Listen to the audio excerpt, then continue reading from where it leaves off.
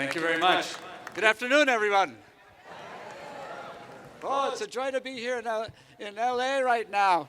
It's not so nice in Texas these days, but so happy to be with you. Thanks for that introduction.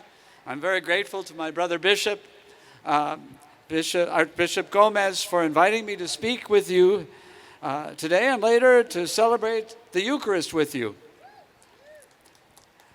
I want to share kind of a personal story with you. You've heard a few of them today. I'll tell you a little of my own.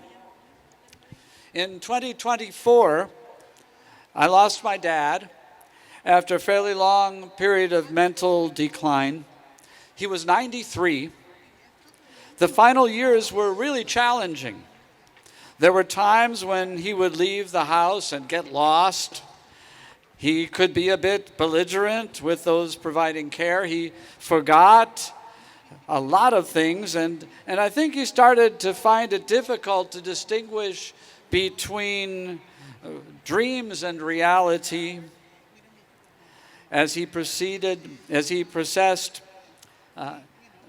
events and moments from the earlier time in his life. All of these things are fairly typical of those who experience neurodegenerative diseases, especially those who are elderly. Now, what you need to know is that for a long time, my father was estranged from my family, and we're a big family. We were 10 kids. Yes, 10. And we grew up in the country in Wisconsin. We had a beautiful life, and although my mother has also died, we siblings are still very connected today. We try to have family reunions whenever we can. But there came a time back in 1976 when my father walked away from the family. And after a period of absence, he came back into our lives 40 years later. When it first became clear about 10 years ago that he was going to need to live near relatives, I brought him to El Paso, where he could be close to me. It was beautiful. It was challenging. It was hard. It was scary. It was all of those things. He was with me there in El Paso for 7 years. Towards the end, in his last year of life, as his needs grew, the family pulled together to be able to offer him more intensive accompaniment in a professionalized setting back in Wisconsin. It was hard to let him go, but I still have a lot of family there in Wisconsin, and they were ready to step up to the plate. This last summer, I was able to travel to Uganda. There is a priest there who I was able to help support during his theological studies as a seminarian for his own Ugandan diocese. And he had long ago invited me to visit his community.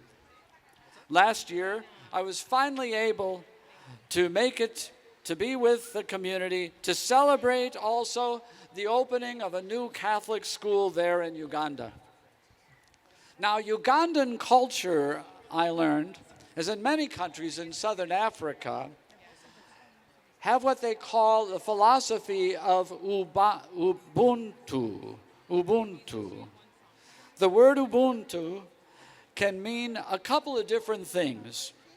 On one level, it simply means humanity, but it is also often translated as I am because you are. I am because you are.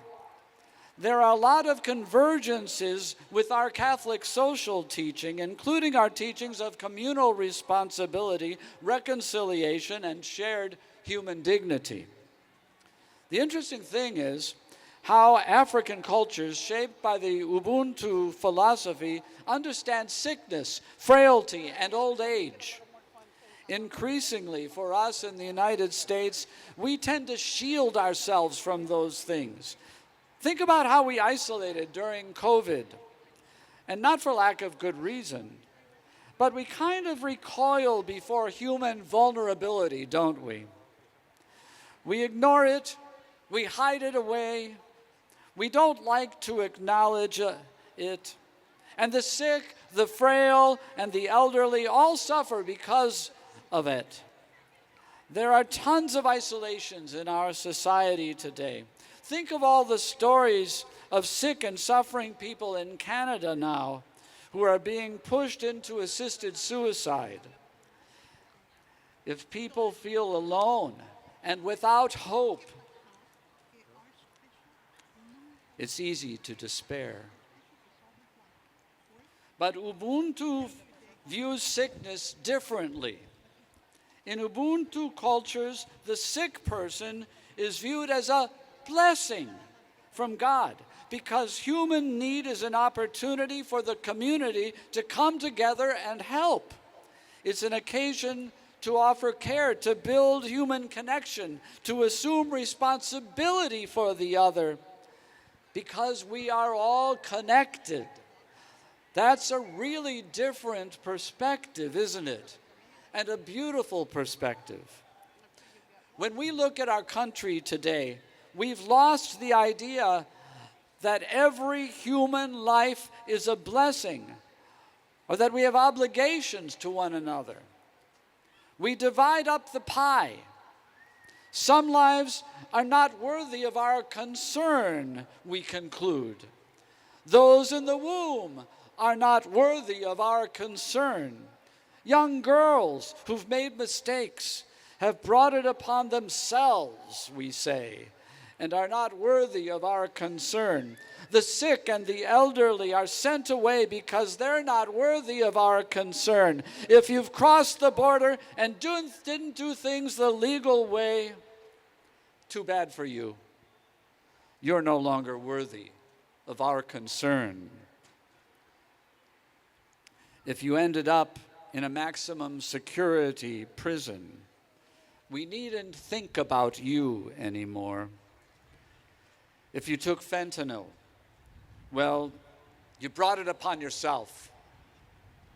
If you're in the other political party, well, I don't need to care about you or your concerns.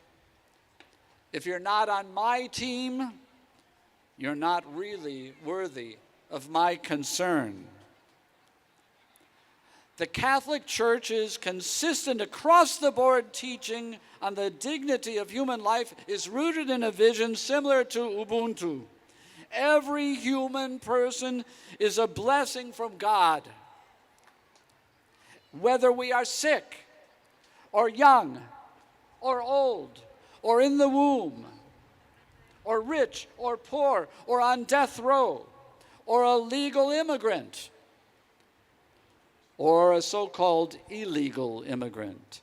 Everyone is a blessing in ways we might not even imagine from the perspective of God. In every human life, there's a possibility of human connection, of reconciliation, of turning to God, of sacrificial love. In every human life, there is the possibility of being restored to the community. In every human life, there is the image of God. If we are truly pro-life, our challenge is to be able to say without exception, and believe me, I know it can be difficult, I am because you are. We need one another. When my dad came back into our lives after 40 years, it was challenging on a lot of different levels for the whole family.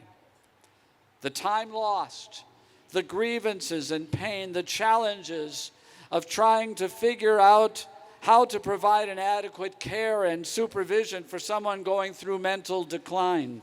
And of course, all the financial and logistical questions. It's not easy for families to work through all that.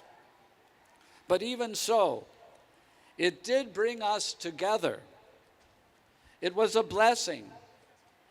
And that's an experience I wouldn't trade for anything in the world. May Jesus Christ, who loved us even when we did not love him, be praised. God bless you all. See you on the march.